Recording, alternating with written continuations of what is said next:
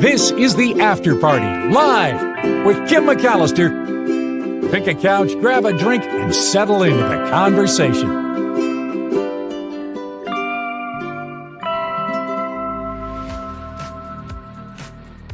The After Party live on a Trivia Thursday. Welcome to it. And even if you don't plan on staying, huge thank you for popping over to subscribe to the After Party live. Please click the like button as well, since we're getting all this out of the way at the beginning. And huge thank you to everyone who crowdfunds this show.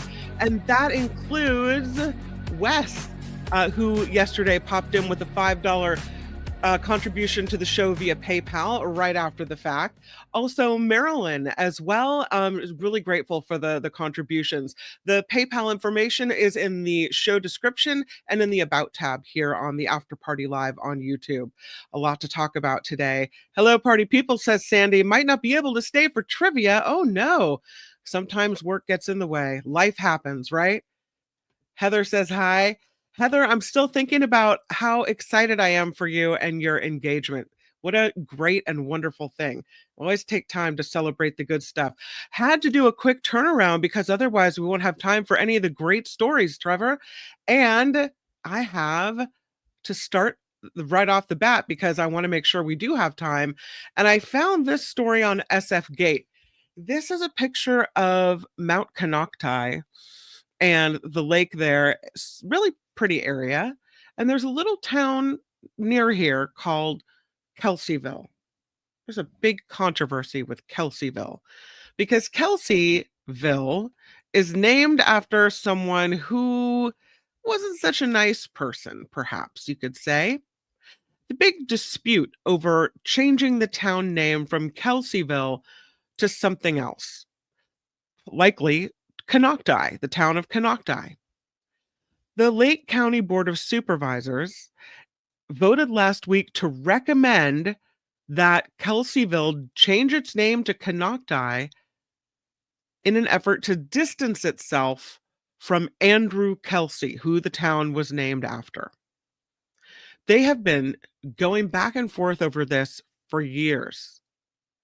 The folks that are against the name Kelseyville say Mr. Kelsey committed acts of terror on the area's native population. And the people that want to keep the name Kelseyville say it's just the identity of the town. It has nothing to do with the guy anymore. Well, there was a ballot measure in November where residents were asked, keep the name Kelseyville or no? 70% of Lake County residents voted against changing the name. So 70% of people that live here do not associate it with the atrocities committed by Mr. Kelsey, and they decide they want to keep the name Kelseyville. Now, the Board of Supervisors for Lake County seems not to care what the voters wanted, right? And they voted 3-2 at the December 10th meeting to recommend that the name be changed, and that means the recommendation will be sent to the U.S. Board on Geographic Names for review for name changing, and this is all for places that have racist or derogatory language.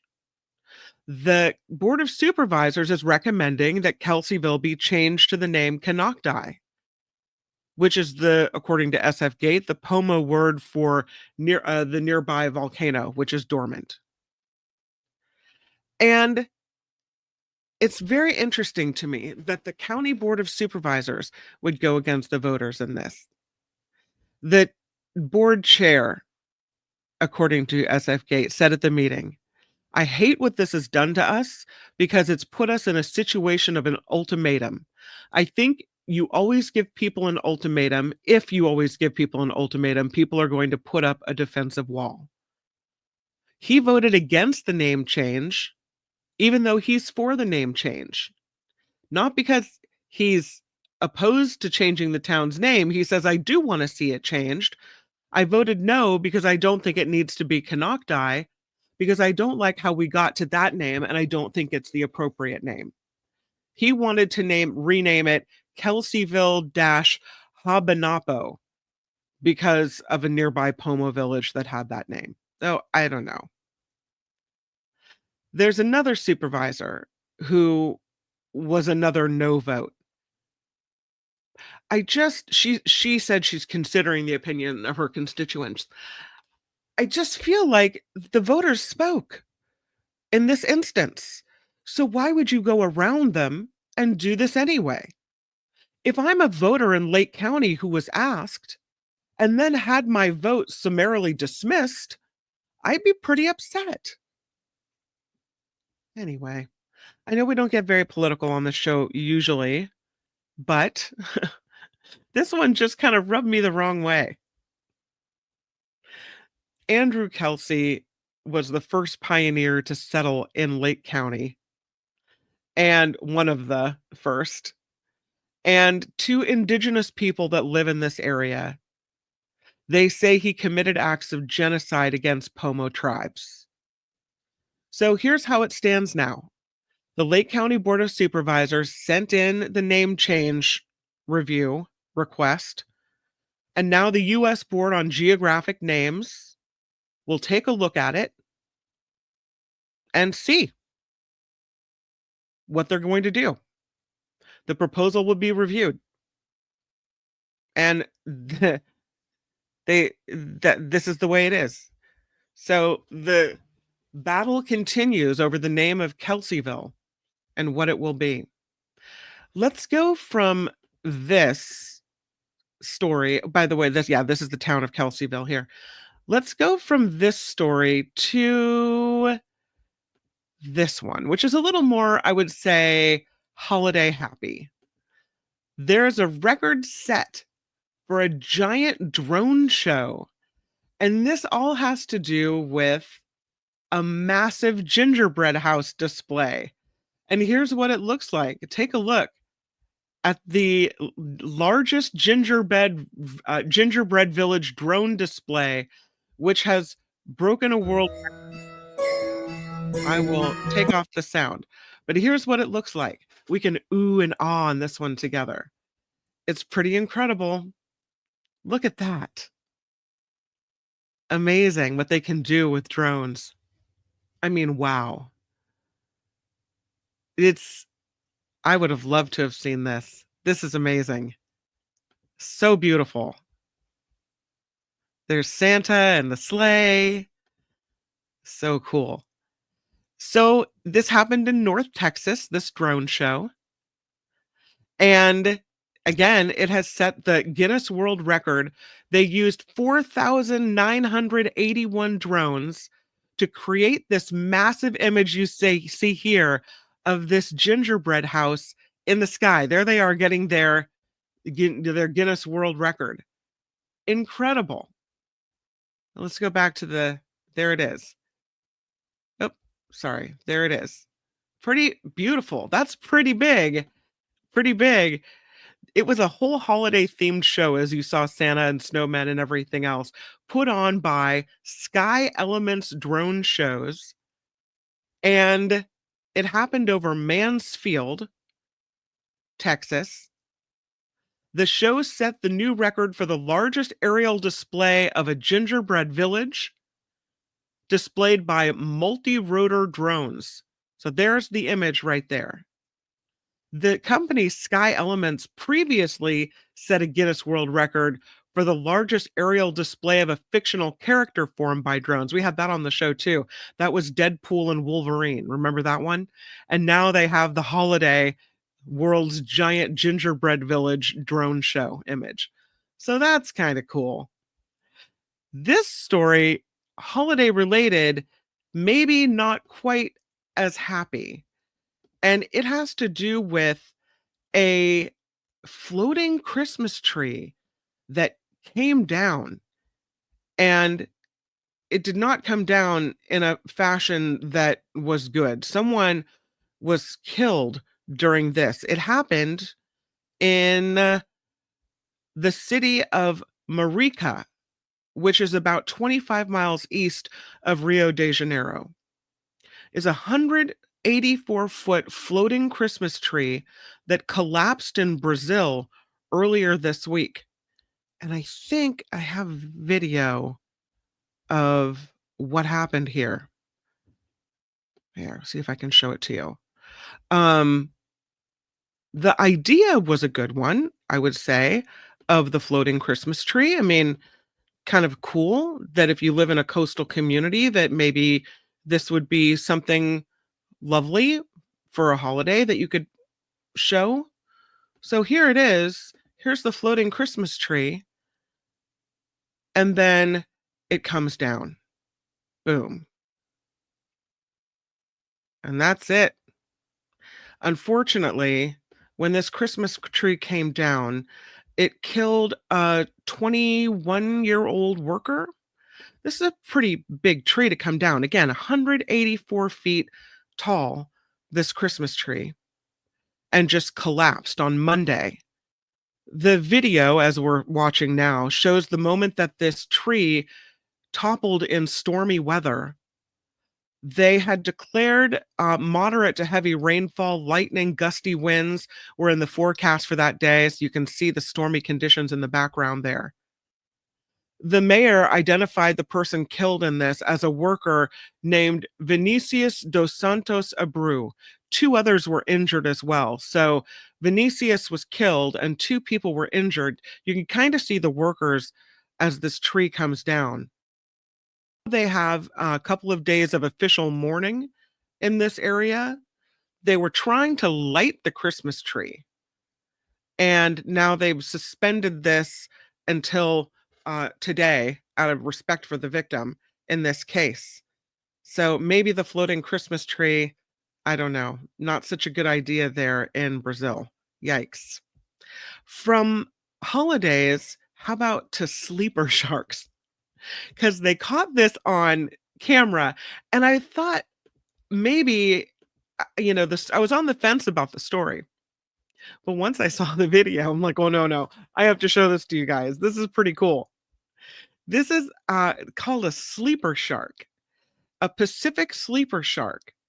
And you can see the shark emerging from the depths and taking trying to eat the camera, which it's fascinating. So here's this sleeper shark, and here's what happens when it emerges. You can kind of see it, and is very interested in what is going on with this camera. Here she comes. This happened near the Tonga Trench, which is in the southwestern Pacific Ocean. They had this camera trap baited with fish. Okay, so now you understand why it's a little more attractive. Oh, yeah. And we get to see the big mouth and what's inside. Yeah, this sleeper shark is giving us a clear view of the inside of the mouth. The team estimates this shark is about 11.8 feet long. The sharks feed on a variety of marine life in this area: fish, squid, crabs. The camera, again, was coated with fish. The shark soon released the camera and moved on to the bait fish instead. So, yeah, there you go. Fascinating video, though. The sharks, they say, prefer to live in cooler waters. So interesting. If they were doing some research, they sure got a great view. They think that the sleeper sharks are often caught as bycatch by fishermen, and so they think that's why maybe they're declining in numbers. So they're hoping to get more information about these creatures. I love this video, though. The bait fish sure worked like a charm. This fish is hungry. This shark is hungry. Anyway, that's the Pacific sleeper shark. I love the video of the mouth. Let us move from that to the Sombrero Lizard. There it is. Kind of a cute little lizard. I mean, I don't think I'd want to come face to face with it or anything, but it's a good looking lizard, right? The sombrero lizard is making a comeback. It was nearly extinct, and in just the last 6 years, the population has grown 16 times. And scientists are calling it a remarkable turnaround. This is a reptile, a Caribbean reptile, the sombrero ground lizard. There were less than 100 of these that they knew of in 2018. And this year, more than 1,600 sombrero lizards exist, according to a survey released on December 18th. So these sombrero lizards, small reptile, they usually eat the eggs of ground nesting birds. They eat corn, they eat other plants. They're called the sombrero lizard because they are part of the creatures, one of the creatures that live in Sombrero, which is the northernmost island off the coast of Anguilla. This is a tiny Caribbean island. It ranks top 3 of the world's 36 biodiversity hotspots. Several species only found on this 94-acre island. They have the colorful Sombrero Island bee, a pygmy gecko, the Sombrero Island wind scorpion, and others. And now the critically endangered sombrero lizard, only found on Sombrero Island and nowhere else in the world, is coming back. It's referred to as a beautiful little reptile with its black and blue scales. So in 1999, the scientists said there were only between 396 and 461 left. And Sombrero Island was also once on the verge of environmental collapse. They do a lot of mineral mining here. They had very invasive mice species. They had some deforestation. They had some severe hurricanes, and all of that together really hit this place hard.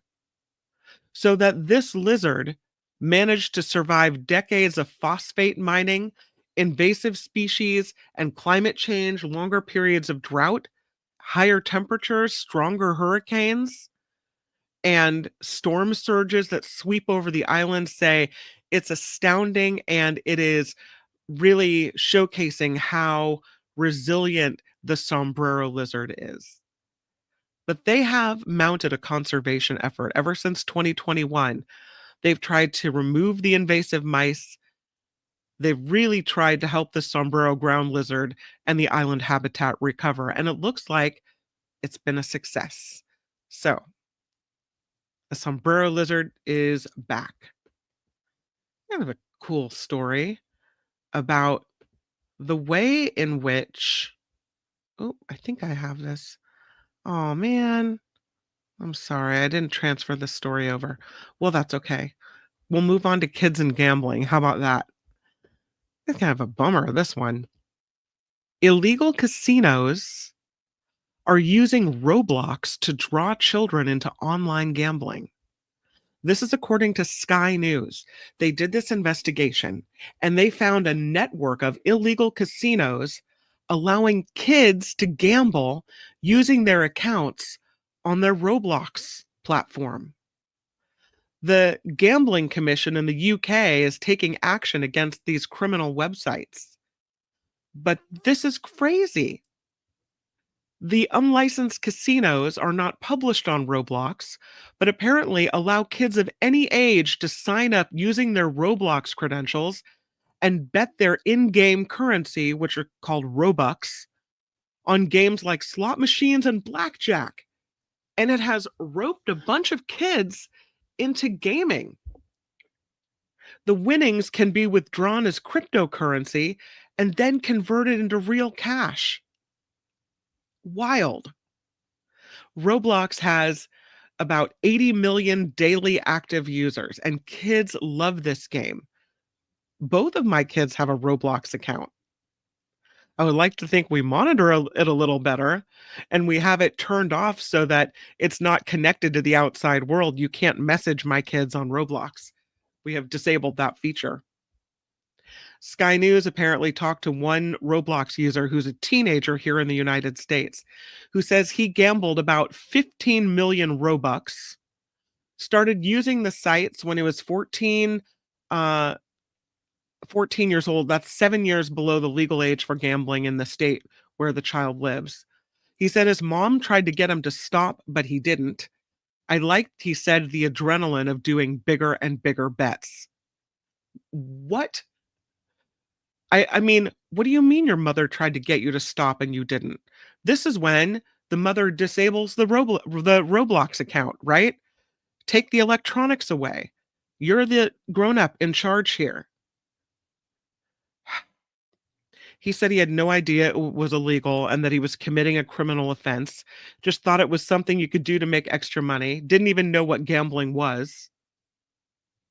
This Sky News investigation focused on three of the largest Robux casinos. They're called Blocks Flip, Blocks Moon, and RBLX Wild. Those three sites together get about 2.8 million visitors every month. Lots of bets going on there. So now the Gambling Commission in the UK has launched an urgent investigation into these Robux casinos. They're blocking them in the UK, and the United States needs to get some smarts and do the same thing. This is absolutely not cool. Between April and October of 2024, users placed bets worth $22.3 million. The casino's owners paid out only 20.1 million as winnings, keeping the remaining 2.2 million in revenue. That's about more than 10 grand a day. And they say other casinos may be making even more money. Sky News identified 8 casinos. Blocks Flip is the most popular. Blocks Flip announced it was permanently shutting down less than 36 hours after the Sky News investigation. So, journalism matters, right? Crazy that this was overlooked or that it was ever even allowed. Wild. There's another story about kids. This was about kids and sports. And there is a study that's been done that shows team sports is not only good for physical fitness, but it can improve executive function in kids, helps sharpen their brains. Kids who were on soccer or volleyball teams scored higher on tests of executive function. That's thinking skills needed to organize, remember details, make decisions, stay focused. The kids who didn't play sports or just played only individual sports did not have the same type of bump in executive function. There's a study done out of the University of Wisconsin in Madison. Shows scientific data indicates playing a team sport like soccer improves executive function skills, which are among the most key life skills of all. The study was published Tuesday in the journal JAMA Network Open. It was done in the Netherlands, and it was led by a medical grad student at the University Medical Center in Groningen, but multiple universities involved in this one. They looked at 900 school children, just about, from 2006 to 2017. They looked at them at ages 5 and 6, and then again at ages 10 and 11. And they looked at their daily physical activity, and they did some cognitive tests. They measured their executive function at around the age of 11. The research showed that moderate levels of overall physical activity in early life had no significant impact on the kids' executive function at age 11, with one exception. The kids that participated in team sports at ages 10 and 11 years consistently exhibited superior executive function compared with the participants in individual sports. So, and the most popular were volleyball and soccer. The most popular individual sports for the kids, martial arts, swimming, gymnastics. So, they say that team sports places kids under high cognitive demands. due to uncertainty from interactions with teammates and opponents. So you have to rapidly and dynamically respond and think.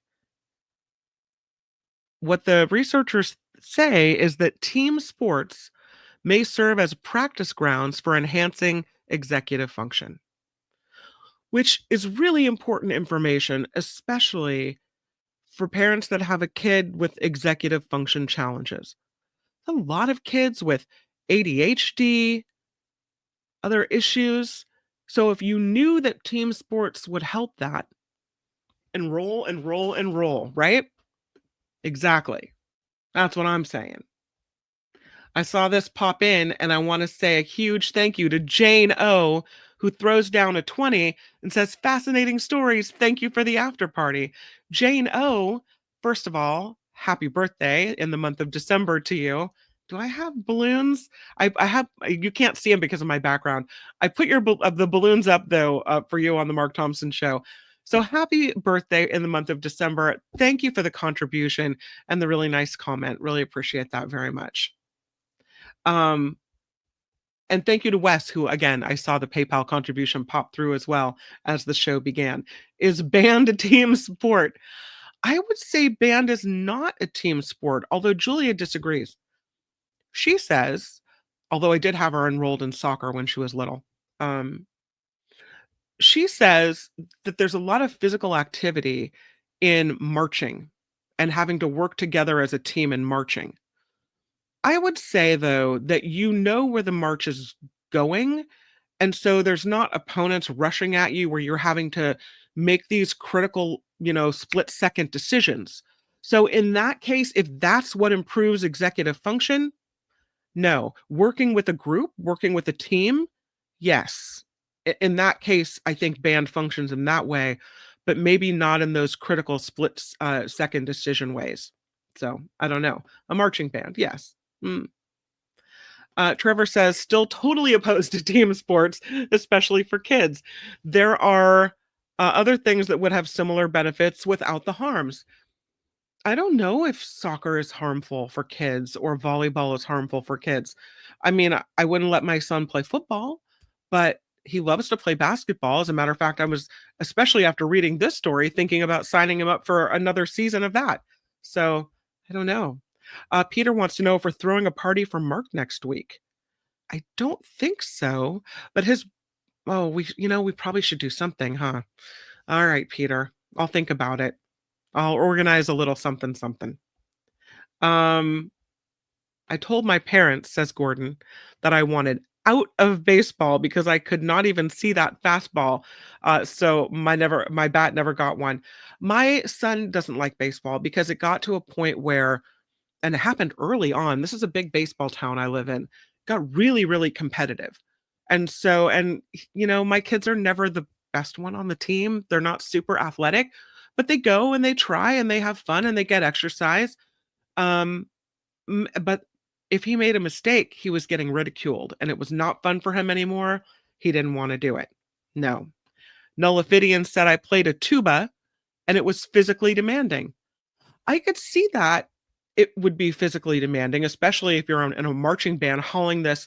I have one behind me here, hauling this giant instrument around. But again, it's not the split second, which way you're going to go, left or right, the type of thing. Perhaps I'm wrong and I don't understand the function of a marching band and what happens on the field. I don't know. Calvin says, yes, when marching, you have to work in unison. It's a team sport against other bands and schools. All right. Teacher Lori says, what does it do to the brain to be forced to play team sports when you hate it?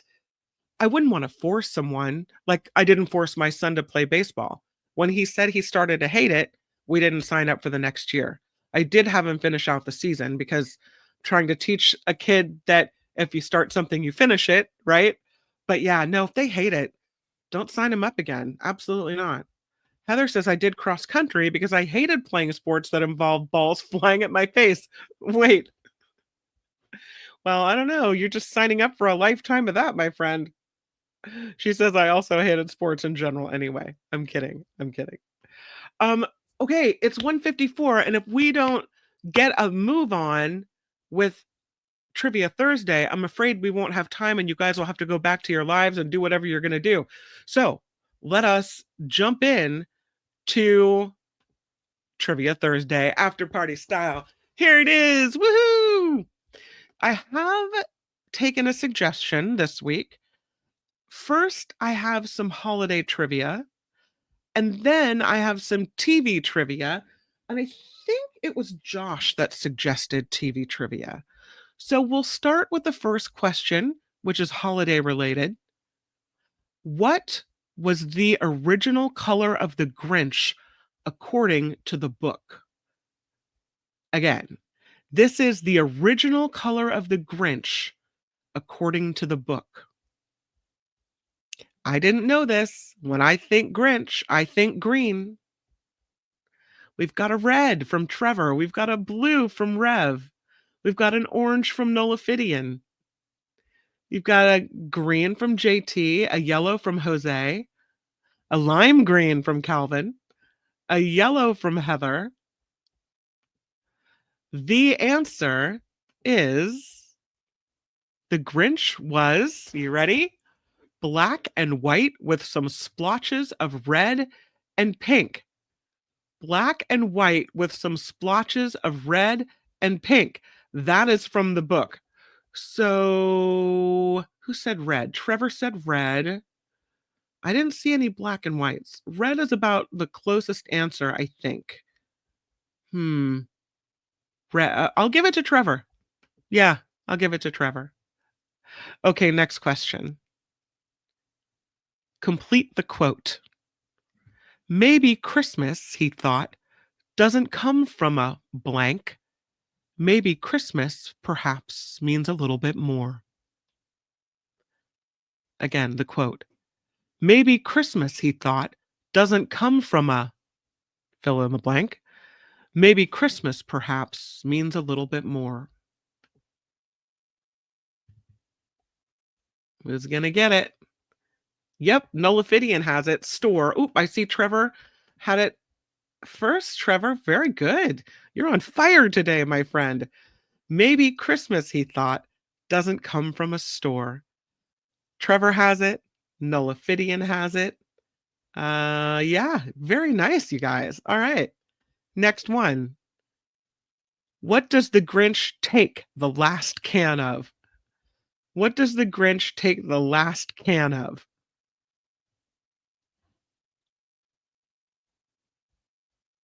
Which is really rude on Christmas. To take the last can of what?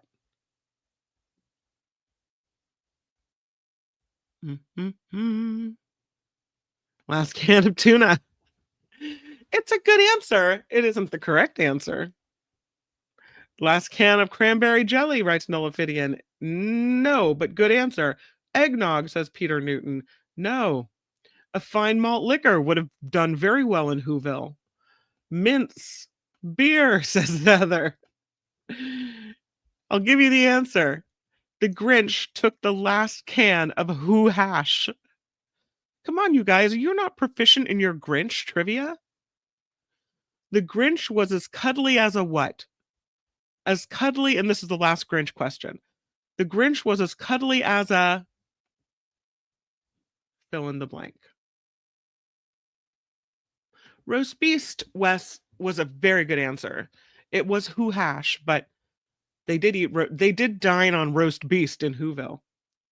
Yes, I'm seeing the correct answer. The Grinch was as cuddly as a cactus, says Sandy. That is correct. Cactus is the right answer. I'm giving it to Sandy. Nice. Next non-related Grinch question. Saint Nicholas is the patron saint of four things. Saint Nicholas is the patron saint of what?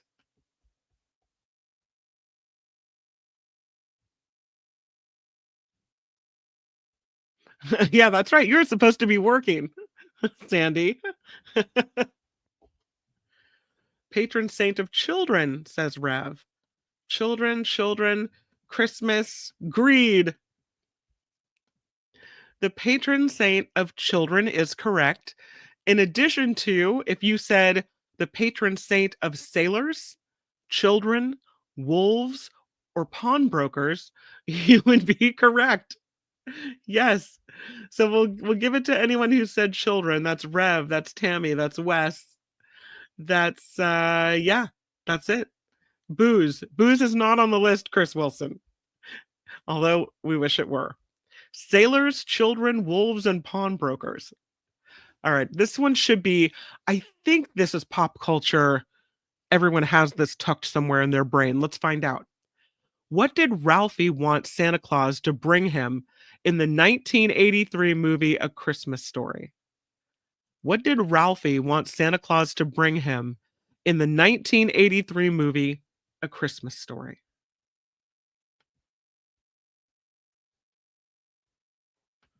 Almost, Trevor. Almost. Let's see. I'll accept the general gun. JT, yes. BB gun. Yes, Tammy.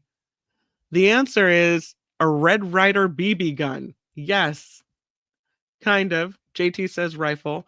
Peter, Red Ryder BB gun. That's exactly right. Wes has it as well. Red Ryder BB gun. Rev has it. Heather's going dark. Very dark. Rifle, says Jane. I'll accept it. BB gun. Yeah. Red Ryder BB gun, says Trevor. Well done, you guys. All right. Next one. What do they call Santa Claus in Italy? What do they call Santa Claus in Italy? And when you type it, I want you to say it with an Italian accent. Which I'll try to do when I give you the answer, but it's not going to be pretty. What do they call Santa Claus in Italy? Luigi. They don't call him Luigi. Good answer. Saint Nick? Nope. Legagne Man? Nope. Saint Luigi? No. No. Santa Claus, says Nolafidian. Santo Nicoli? No. Nicolo? No. They call Santa Claus in Italy Babbo Natale. Babbo Natale. So you did say, someone said Natale. Nicole or Nicolo. It's Natale. Babbo Natale. Wes says Santa Claus. No. But that question was worth it just to see the answers. All right. TV trivia as requested. The Connor family from the television show Roseanne lives in what state? The Connor family from the television show Roseanne lives in what state? If you're going on your honeymoon to Italy, you do need to fire up the Duolingo. An Ohio from Wes, you would think, but no, not Ohio, Tammy or Rev, not Michigan, not Ohio, in the state of denial. Not Ohio. Well, you guys are all answering the same thing, so it makes me feel like maybe they moved there. I don't know. Illinois. Yes, that is the correct answer. The Connor family from Roseanne hail from the state of Illinois. Mo Direct is correct. Illinois. Teacher Lori has it as well. Well done. All right. Next TV question. Who was the captain of the Love Boat? Captain what? The Love Boat. Who was the captain of the Love Boat? Does anybody know? Anybody at all? I think we're doing Josh's suggestion on a day that Josh isn't here. You guys got it. It's Captain Meryl Steubing. Trevor has Steubing. JT has it. Steubing. I'll take it. Wes, yes, Steubing.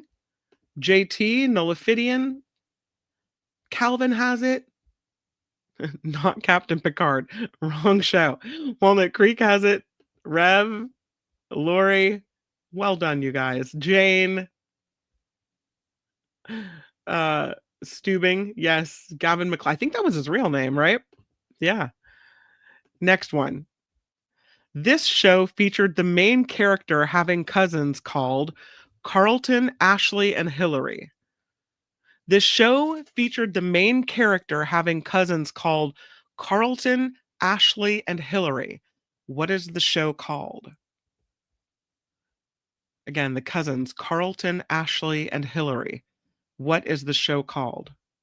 Yes, it is called The Fresh Prince of Bel-Air, Cranky Charcoal. Wes has it as well. Heather got it. Peter got it.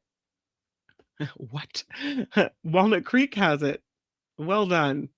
Fresh Prince, Calvin says, Rev P says yes. Jose has it. Fresh Prince of Bel-Air says Teacher Lori. You got it. Mo has it as well. Fresh Prince says Linda. All right. I'm proud of you guys.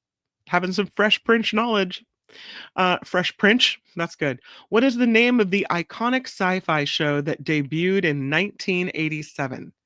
The name of the iconic sci-fi show that debuted in 1987.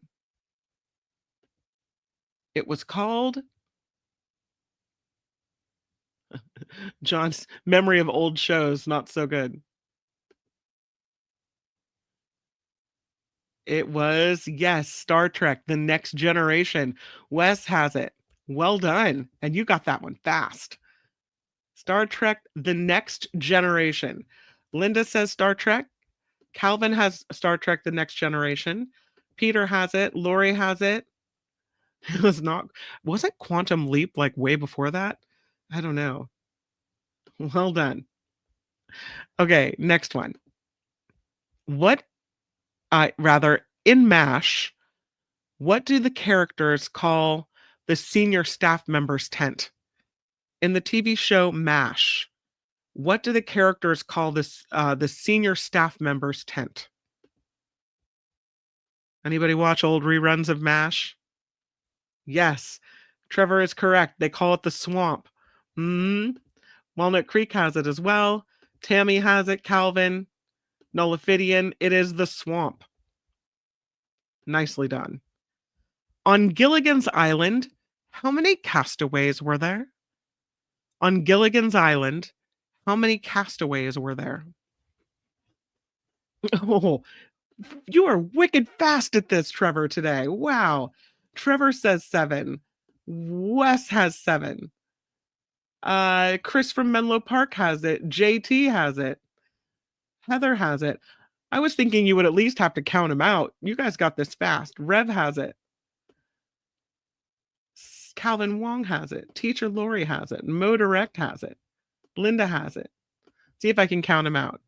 There's Gilligan, the skipper 2, the millionaire and his wife, the movie star, the professor, and Marianne here on Gilligan's Island. That's 7, right? I mean, yeah, Trevor, it's in the theme song. Absolutely. You got it so fast, though. I don't think you had to sing it even. Love that show, says JT. Yeah, it is in the song. Okay, next one. Which hit TV sitcom takes place in and around Princeton Plainsboro Teaching Hospital? I don't think of this as a sitcom. I think of it more as a drama. But which TV show takes place in and around Princeton Plainsboro Teaching Hospital?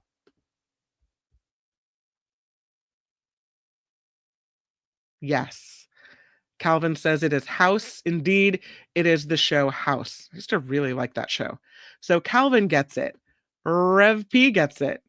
Was not St. Elsewhere. The Nullifidian has it. Yes. TV show is House. All right, next one. What iconic line did Columbo say just before he broke a case wide open? What was the iconic line Columbo said just before he broke a case wide open? I know, Tammy, I really love that show. Peter says, and another thing. Chris says, one more thing. Calvin says, just one more thing. John says, one more question. Nullifidian says, just one more thing. Rev P says, and another question. The answer is just one more thing. Just one more thing. I think you all kind of got it right in different variations, but just one more thing. Calvin Wong has it exactly right. Nulliphidian, just one more thing. Yep, one more thing. Just one more thing, says Linda. Nice. Just a couple more questions. Which character from which show often exclaimed dynamite? Which character from which show often exclaimed dynamite? You remember this one? We're going way back for this. JJ from what? JJ says Rev. Phineas has it. Calvin has it. Rev says from Good Times. That's right. It's JJ from Good Times. JJ has it. Heather with a complete answer. Well done. JJ, Tammy, William, Trevor, JJ on Good Times. Absolutely. You guys are awesome. Look at you all have that one. Apparently, we all watched Good Times. What was the first ever soap opera broadcast on CBS? It was in 1956. This was the first ever soap opera. Again, 1956, CBS. The first ever soap opera broadcast was called...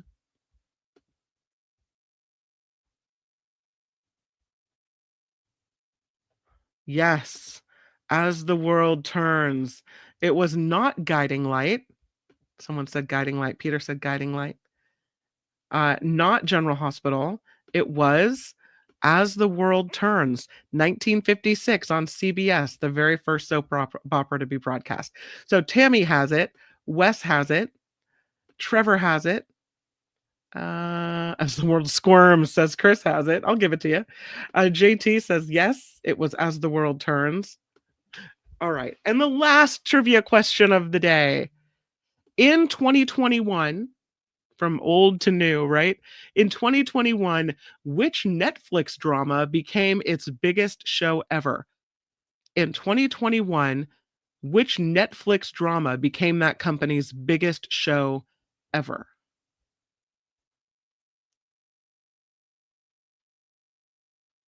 I have to admit, it's a dirty, dark little secret that I watched it. And this year, the latest iteration of it. It was not Downton Abbey, which I don't think was a Netflix show. Downton was a PBS, like Masterpiece Theater kind of show, right? It was not Stranger Things, nor was it Squid Games. But yes, Heather, it was Bridgerton, which is such a weird show. It's supposed to be like in, old times England, but the races are all mixed up, which is kind of cool. Like if that was, if there were no if people weren't prejudiced, maybe this would be the way society would have been. But it combines like new music with an old atmosphere and costumes that are gorgeous, but definitely not of the time period. It's just with a lot of sexy times. It's a very weird, like conglomeration of stuff going on in Bridgerton, but good stories and some hot steamy moments. So Heather and I will be watching Bridgerton for a while. That's good. Wes coming down with $5. This game revealed we are all old and we watch far too much TV. That is absolutely what it reveals. Thus marks the end of Trivia Thursday. If you have a suggestion or suggestiones about what you would like to see the topic be next, please, oh, please, won't you send me an email? I would love to have your input and information. Kim at theafterparty.live, the best way to do it. So let me know where you want to go for Travel Tuesday. Do you have a good example of a waterfall for Wednesday? Do you have a topic for Trivia Thursday? I welcome all of your suggestions. So thank you so much for the messages. Keep them coming. Keep the suggestion coming. And thank you so much to, I believe it was Josh who today suggested TV trivia. All right. Huge, huge thank you To Jane O for the contribution and the nice message. For Wes, for a little bit of humor and a contribution. Wes contributing via PayPal and via YouTube today. So, really, really lovely. Thank you so much for that. Again, the PayPal information is in the show description. I will see you tonight, 5 p.m. on the Nikki Maduro Show. Again, 5 p.m. Pacific time for cocktails, mocktails, and politics on Nikki Maduro's show. And then again, for Friday, tomorrow, it's Friday Fabulous Florida. We'll get to visit with Michael Schur again, Michael Snyder. And then here on this show, we'll get to visit with Tim Sika for some movie reviews as well. All right, everybody, go out, make it a really good rest of your Thursday. And I'll see you in just a little while on the Nikki Maduro Show. Bye-bye. The After Party Live would like to thank the following contributors and viewers like you.